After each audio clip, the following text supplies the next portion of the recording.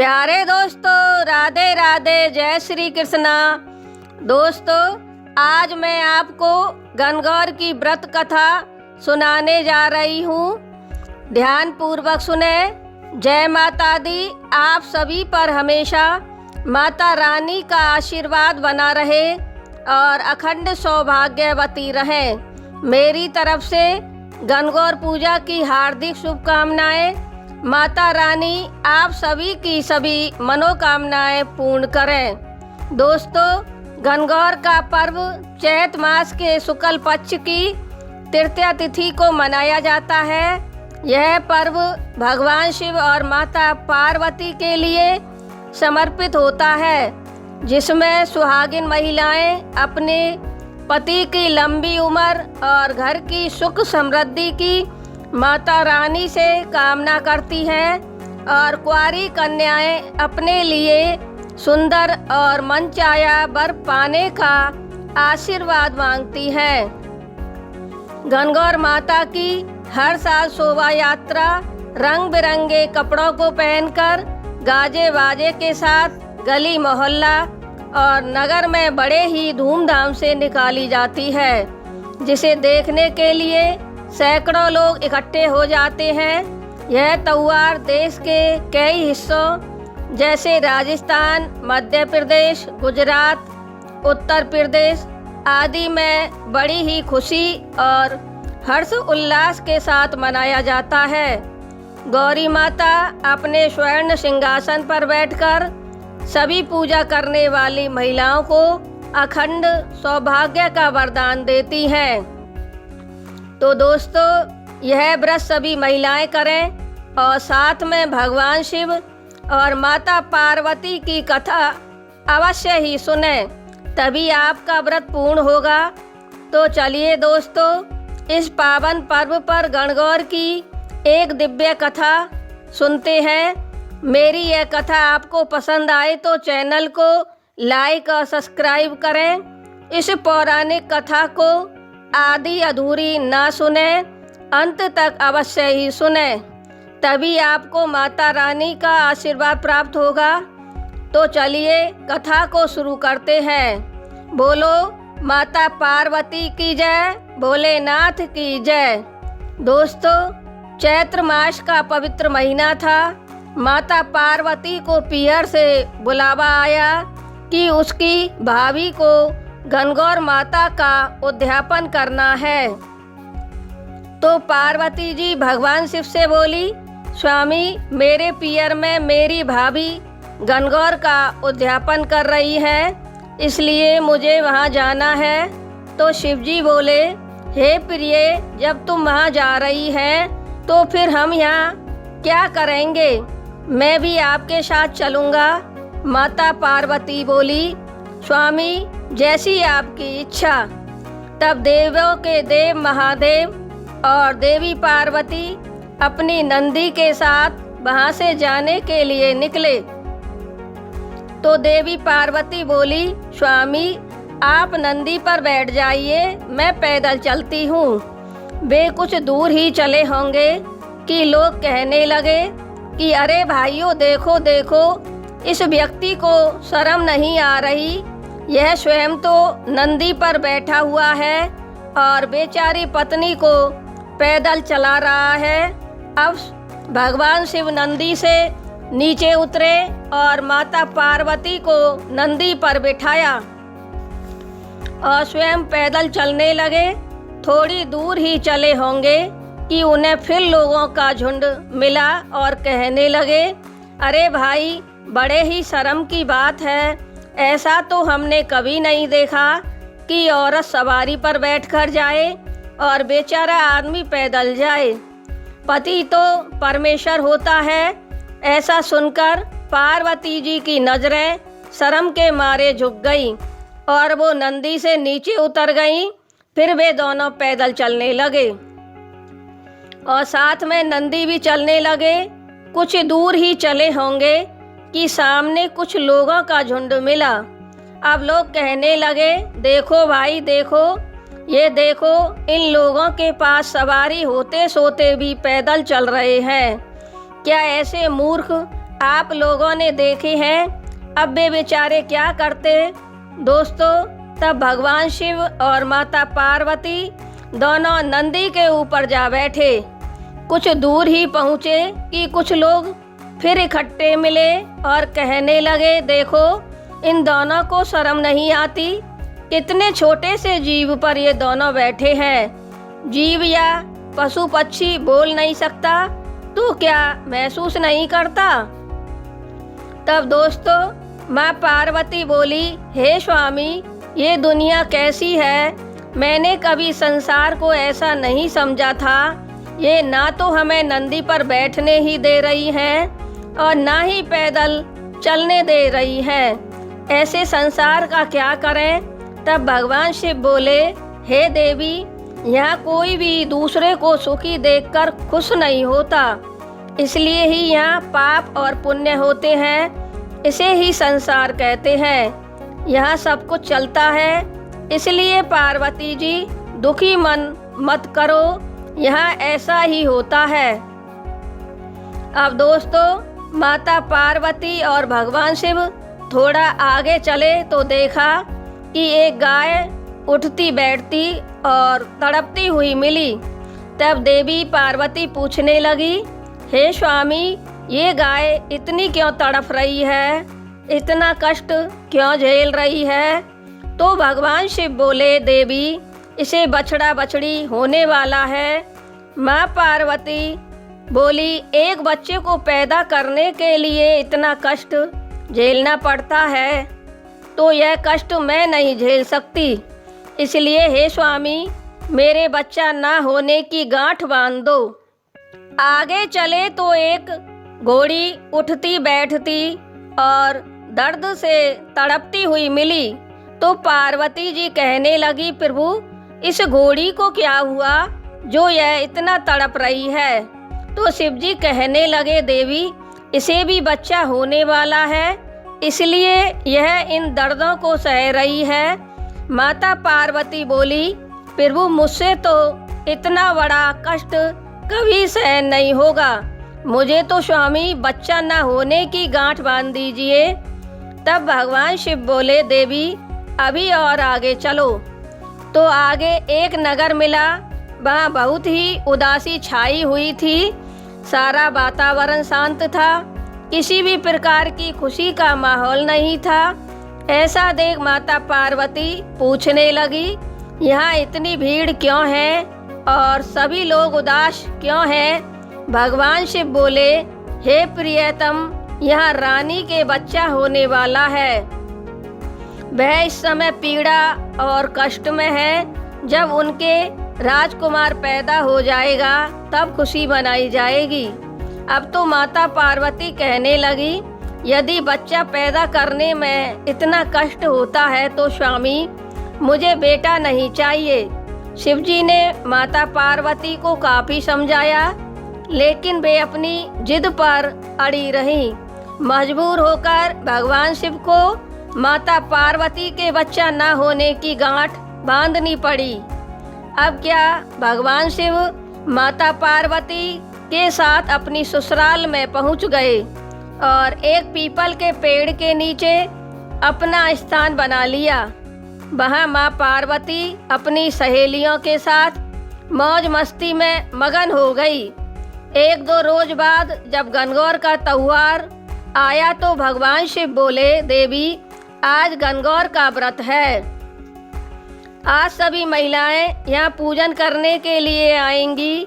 सवेरे से ही वहाँ पूजन करने वाली महिलाओं की भीड़ इकट्ठी हो गई और माता पार्वती का पूजन करने लगी। माता पार्वती ने उन सभी को अखंड सौभाग्यवती रहने का वरदान दिया। दोपहर बाद कुछ बड़े घरानों की औरतें सज धज कर 16 श्रृंगार कर गीत गाती हुई पूजा करने के लिए आई। तो माता पार्वती ने शिवजी से कहा, प्रभु, अखंड सौभाग्य का वरदान तो मैं सुबह पूजा करने आई औरतों को दे चुकी हूँ, अब इन्हें क्या दूंगी। भगवान शिव बोले, देवी, तुम कितनी भोली भाली हो, अरे तुम्हें वरदान देना भी नहीं आता। अरे अपनी मांग से सिंदूर निकालो, सबसे छोटी उंगली से मेहंदी लो, थोड़ी रोली लो और आँखों का काजल लेकर जल से भरे लोटे में डालकर जुहारों से छींटे लगा दो। सभी पूजा में आई स्त्रियां और कन्याओं को जुहारों से अमर सुहाग के छींटे मार दो। माता पार्वती ने शिवजी के कहे अनुसार सभी को अमर सुहाग का वरदान दिया। दोस्तों, इसके बाद जब भगवान शिव माता पार्वती के साथ अपने साले के घर आए तो उनके साले साहब ने भगवान शिव को भोजन करने के लिए बिठाया। साले और सारा हेली ने उनके लिए स्वादिष्ट और सुंदर सुंदर पकवान बनाए। दोस्तों, भगवान शिव इतने भूखे थे कि वो सारे पकवानों को खा गए।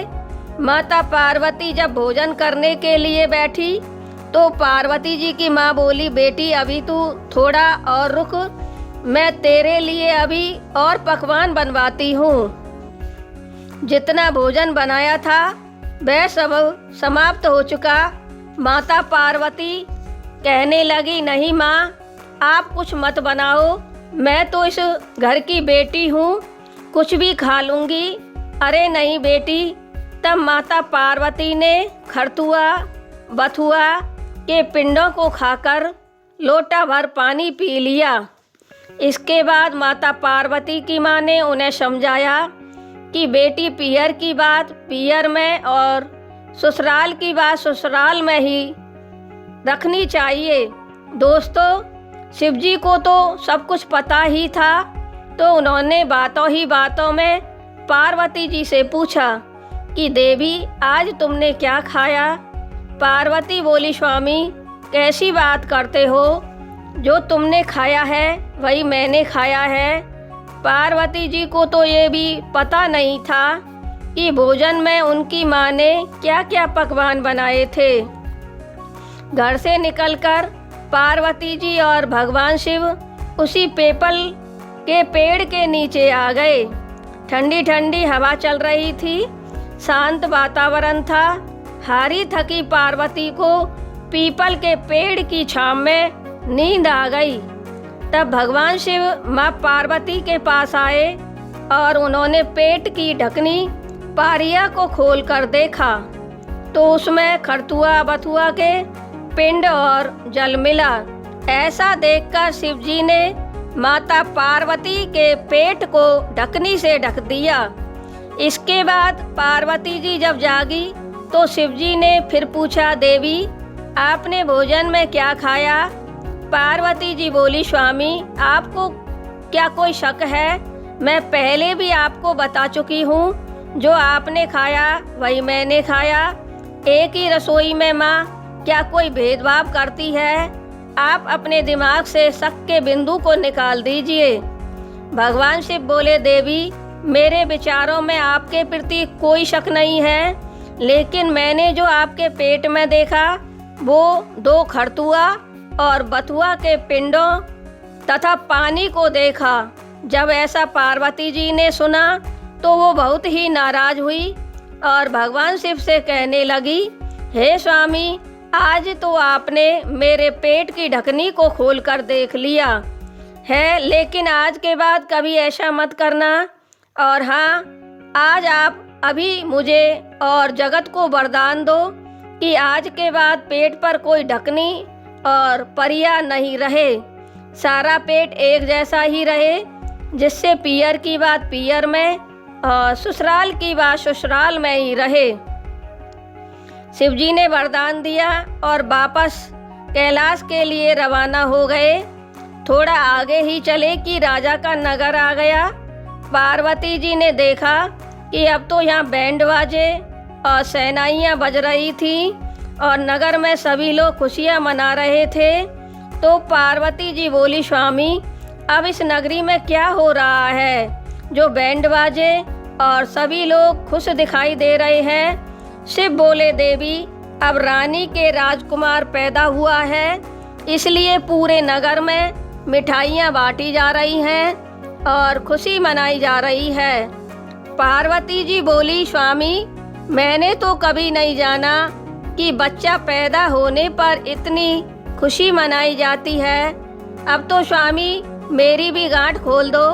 भगवान शिव बोले, देवी मैंने तो पहले भी मना किया था, लेकिन अब यह गांठ खोले से भी नहीं खुलेगी। वहाँ से कुछ दूर ही चले कि सामने घोड़ी खड़ी मिली, जो अपने नन्हे से बच्चे को बड़े ही प्यार और प्रेम से चाट रही थी। घोड़ी बहुत ही प्रसन्न दिखाई दे रही थी। पार्वती जी घोड़ी को देखकर बोली, प्रभु अब तो आप मेरी गांठ को खोल ही दीजिए। शिवजी बोले, प्रियतम अब मैं इस गांठ को नहीं खोल सकता। महादेव एक बार जो गांठ लगा देता है उसे तीनों लोकों में कोई नहीं खोल सकता। दोस्तों, ऐसा सुनकर पार्वती जी बहुत परेशान हुई। वे अब थोड़ी दूर ही चले कि उन्हें गाय माता मिली, जो अपने नन्हे से बछड़े को बड़े ही प्रेम भाव से चाट रही थी। और उस गाय का मालिक और मालकिन भी बहुत प्रसन्न थे। अब पार्वती जी सोचने लगी कि जब जानवरों को ही अपने बच्चे से इतना प्रेम और मोह होता है, तो फिर इंसानों की तो बात ही छोड़ो। तब पार्वती जी बड़े ही गुस्से के लहजे में बोली, स्वामी अब मेरी गांठ को खोलो, नहीं तो मैं आपके साथ एक कदम भी नहीं चलूंगी। शिव बोले, देवी मैं पहले भी कह चुका हूँ, शिव की लगी गांठ को इस ब्रह्मांड में कोई नहीं खोल सकता, और तो और स्वयं मैं भी नहीं खोल सकता। इसलिए देवी मैं तुमसे बार बार मना ही करता रहा। भगवान शिव माता पार्वती को समझा बुझाकर कैलाश पर्वत पर ले आए। कुछ दिन बीते, लेकिन माता पार्वती के मन में तो बच्चे की थी। सो एक दिन उन्होंने नहाते समय अपने पूरे शरीर पर उपटन लगाया और उस उपटन के पिंड से एक बालक बनाया और उसमें अपनी जान फूंक दी। वह बालक मानव बच्चों की तरह खड़ा हो गया। अब माता पार्वती उस बालक को मुख्य दरवाजे पर खड़ा करके स्नान करने चली गई। कुछ देर बाद वहाँ भगवान शिव आए। द्वार पर उन्होंने एक बालक को खड़ा हुआ देखा, कुछ सोचा और फिर अंदर जाने लगे, लेकिन बालक ने उन्हें अंदर नहीं जाने दिया। उसने कहा कि मेरी माँ की आज्ञा के बिना मैं किसी को भी अंदर नहीं जाने दूंगा। भगवान शिव बोले, अरे बालक तू कौन है? बालक बोला, मैं माँ पार्वती जी का पुत्र हूँ। भगवान शिव सोचने लगे कि हमारे तो कोई पुत्र ही नहीं था, फिर यह पुत्र कहाँ से आ गया? मैंने तो इसे कभी नहीं देखा। क्रोध से भरे शिव ने अपना त्रिशूल निकाला और उस बालक का गला काट दिया। कुछ देर बाद माता पार्वती आई तो उन्होंने उस बालक का गला कटा देखा और पास ही भगवान शिव को खड़ा हुआ देखा तो बोली, हे स्वामी आपने यह क्या किया? मेरे पुत्र को मार दिया। हे स्वामी आप मेरे पुत्र को अभी जीवित करो। भगवान शिव बड़े असमंजस में पड़ गए कि इसकी तो मैं गर्दन ही काट चुका हूँ, अब इसे जीवित कैसे करूँ? तब भगवान शिव ने एक उपाय सोचा और अपने गणों को बताया कि जो भी स्त्री अपने बच्चे से मुख मोड़कर या बच्चे की तरफ पीठ फेर कर सो रही हो, उस बच्चे के सिर को ले आओ। भगवान शिव के गण चारों दिशाओं में गए, लेकिन उन्हें किसी नगर या गांव में ऐसी कोई स्त्री नहीं मिली जो अपने बच्चे से मुंह फेर कर सो रही हो। आगे चलते चलते उन्हें एक हथनी दिखाई दी जो अपने बच्चे से मुंह फेर कर सो रही थी। गण उसके पास गए और उसका सिर काट कर भगवान शिव को दे दिया। भगवान शिव ने उस हाथी के बच्चे के सिर को उस बालक के सिर पर जोड़ दिया और बालक के सिर पर जल के छींटे मार दिए। बालक का राम राम कहता हुआ खड़ा हो गया। माता पार्वती बहुत ही प्रसन्न हुई और भगवान शिव ने उस बालक का नाम गणेश रखा तथा उन्होंने उस बालक को वरदान दिया कि दुनिया जो भी कोई धार्मिक कार्यक्रम होगा उसमें गौरी पुत्र श्री गणेश की पूजा सर्वप्रथम होगी। बाद में अन्य देवी देवताओं की पूजा होगी। माता पार्वती ने गणेश से कहा, बेटा ये देवों के देव महादेव हैं, ये मेरे पति और तुम्हारे पिता हैं। गणेश यह जानकर बहुत ही खुश हुआ और अपने पिता के चरण स्पर्श किए। तब भगवान शिव, माता पार्वती और गणेश बहुत ही प्रसन्न हुए। माता पार्वती ने कहा कि जो भी कोई महिला गणगौर के दिन मेरी इस कहानी को सुनेगा, लिखेगा, हुकारा भरेगा, उसे मैं अमर सुहाग रहने का वरदान दूंगी। तो दोस्तों, यह थी मेरी गणगौर की पौराणिक कथा। आपको कैसी लगी? दोस्तों, इस कहानी के बाद मैं आपको गणेश जी और एक अंधी बुढ़िया की कहानी सुनाती हूँ। ध्यान पूर्वक सुने। एक अंधी बुढ़िया थी जिसका एक लड़का और लड़के की पत्नी थी। वह बहुत गरीब थी। वह अंधी बुढ़िया नित्य प्रति गणेश जी की पूजा किया करती थी। गणेश जी साक्षात सम्मुख आकर कहते थे कि बुढ़िया माई, तू जो चाहे सो मांग ले। बुढ़िया कहती, मुझे मांगना नहीं आता, सो कैसे और क्या मांगू। तब गणेश जी बोले कि अपने बेटे बहू से पूछकर मांग लो। तब बुढ़िया ने अपने पुत्र और पुत्रवधू से पूछा तो बेटा बोला कि धन मांग ले और बहू ने कहा कि पोता मांग ले।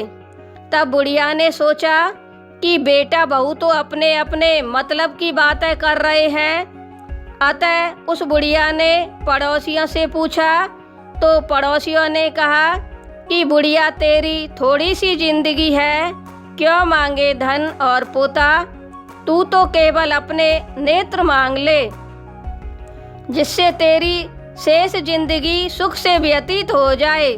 उस बुढ़िया ने बेटे और बहू तथा पड़ोसियों की बात सुनकर घर में जाकर सोचा, जिससे बेटा बहू और मेरा सबका ही भला हो जाए, वह ही क्यों ना मांग लूं और अपने मतलब की चीज़ भी मांग लूं। जब दूसरे दिन श्री गणेश जी आए और बोले, बोल बुढ़िया क्या मांगती है? हमारा वचन है, जो तू मांगेगी सो ही पाएगी। गणेश जी के वचन सुनकर बुढ़िया माई बोली, हे गणेश जी, यदि आप मुझ पर प्रसन्न हो तो मुझे 9 करोड़ की माया दें, निरोगी काया दें, अमर सुहाग दें, आँखों में प्रकाश दें, नाती पोता दें और समस्त परिवार को सुख दें और अंत में मोक्ष दें। बुढ़िया की बात सुनकर गणेश जी बोले, बुढ़िया माई, तूने तो मुझे ठग लिया। खैर, जो कुछ तूने मांग लिया है वह सभी तुझे मिलेगा। यूं कहकर गणेश जी अंतर्ध्यान हो गए। हे गणेश जी, जैसे बुढ़िया माँ को मांगे अनुसार आपने सब कुछ दिया है, वैसे ही सबको देना और हमको भी देने की कृपा करना। बोलो गणेश जी महाराज की जय। दोस्तों, आपको मेरी गणेश जी महाराज की कहानी कैसी लगी? अगर अच्छी लगी हो तो चैनल को लाइक और सब्सक्राइब करें तथा वीडियो को अधिक से अधिक शेयर करें। राधे राधे।